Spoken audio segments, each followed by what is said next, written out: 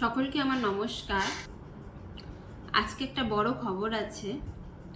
যারা যারা এতদিন পর্যন্ত বার্ধক্য ভাতা, বিধবা ভাতা ও মানবিক ভাতা পেয়েছেন তাদেরকে কিন্তু আবার ফর্ম ফিল আপ করতে হবে।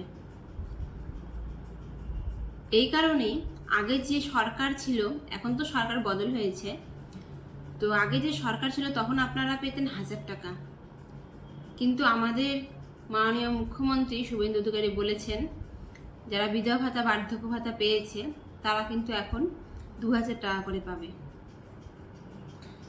সেজন্য আপনাদের আবার ফর্ম ফিল আপ করতে হবে। তো এবার প্রশ্ন হলো, ফর্ম ফিল আপটা কোথায় করবেন, ফর্মটা কোথায় পাবেন, আর জমা কোথায় দেবেন? তো এই নিয়ে বিস্তারিত আলোচনা করব। ভিডিওটা স্কিপ না করে পুরো ভিডিওটা দেখার অনুরোধ রইল। অনেক জায়গা আছে, শহরাঞ্চল বা গ্রাম, ঠিক আছে, সব জায়গাতে কিন্তু সব রকম সুবিধা পাওয়া যায় না। আমার যতটা জানা আছে, আমি যেহেতু শহরেও থেকেছি, গ্রামেও থেকেছি, আমার অভিজ্ঞতা হিসেবে শহরাঞ্চলে সুযোগ সুবিধাটা কিন্তু আগে আসে বা বেশি সুযোগ সুবিধা পাওয়া যায়, কিন্তু গ্রামাঞ্চলে কিন্তু সেই সুযোগ সুবিধাটা আসলেও সেই সুযোগ সুবিধাটা একটু পরে আসে। আর যতখানি সুযোগ সুবিধা শহরাঞ্চলে হয় অতখানি কিন্তু সুযোগ সুবিধা আমরা গ্রামাঞ্চলে পাই না। তো সেই ক্ষেত্রে বলছি, আমি যতটা খবর পেয়েছি যে বাড়ি বাড়িতেই বিএলও বা বিডিও অফিসের লোক ইনারা এসে বয়স্কদের জন্য ফর্ম দিয়ে ফিল আপ করে নিয়ে যাবেন। কিন্তু বাড়ি বাড়ি এসে ফর্ম ফিল আপ এটা কিন্তু সব জায়গাতে নাও হতে পারে।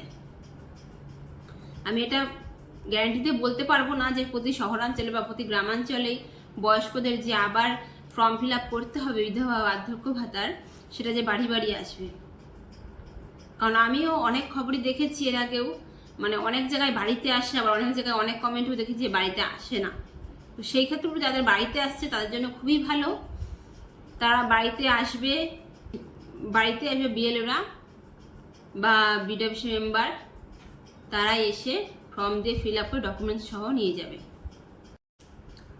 তো আমি যেহেতু বললাম যে সব জায়গাতে নাও আসতে পারে, বাড়ি বাড়ি নাও যেতে পারে, তো সেক্ষেত্রে আপনারা কি করবেন? আপনারা তো অনেকেই জানেন, অনেকে ফেসবুক, ইউটিউব সব কিছুই দেখেন, তো আপনারা বুঝতেই পারবেন যে 15, 16, 17 তারিখে কিন্তু অনেক দিন ধরে এই খবরটা দেওয়া হচ্ছে সরকার থেকে যে 15, 16, 17 তারিখে কিন্তু ক্যাম্প বসবে। তো সেই ক্যাম্পেও কিন্তু আপনারা এই বিধবা বার্ধক্য ভাতা, মানবিক ভাতার ফর্ম জমা দিতে পারেন। আর কি কি ডকুমেন্টস লাগবে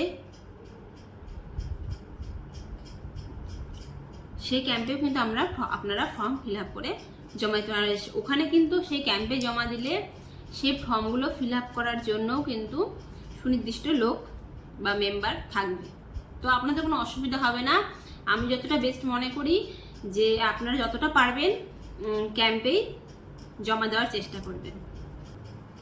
আর বিধবা ভাতা, বার্ধক্য ভাতা, মানবিক ভাতার জন্য আপনারা এই 5টি ডকুমেন্টস কিন্তু অবশ্যই নিয়ে যাবেন। সেটা হচ্ছে Aadhaar card, voter card, passport size photo, ration card যাবেন, SC ST সার্টিফিকেট থাকলে, আর ব্যাংকের পাসবুক। ব্যাংকের পাসবুকের প্রথম পৃষ্ঠা জেরক্স তো লাগবেই, তার সাথে Aadhaar card, voter card, ration card, এই যেসব ডকুমেন্টসগুলো নিয়ে যাবেন এগুলো কিন্তু প্রত্যেকটি জেরক্স করে রাখবেন, অরিজিনাল প্লাস জেরক্স করে সাথে নিয়ে যাবেন। আর যেটা জেরক্স করবেন সেই জেরক্সের নিচে কিন্তু নিজের সেলফ অ্যাটাচড লাগবে, মানে নিজের সই করতে হবে প্রতিটা ডকুমেন্টসেরই নিচে। তো ফর্ম ফিল আপ করে তার সাথে এই ডকুমেন্টসগুলো দিয়েই জমা হবে, তাহলে আপনাদের টাকা প্রতি মাসে আপনাদের অ্যাকাউন্টে ঢুকে যাবে। তো আজকের মতো এতটুকুই।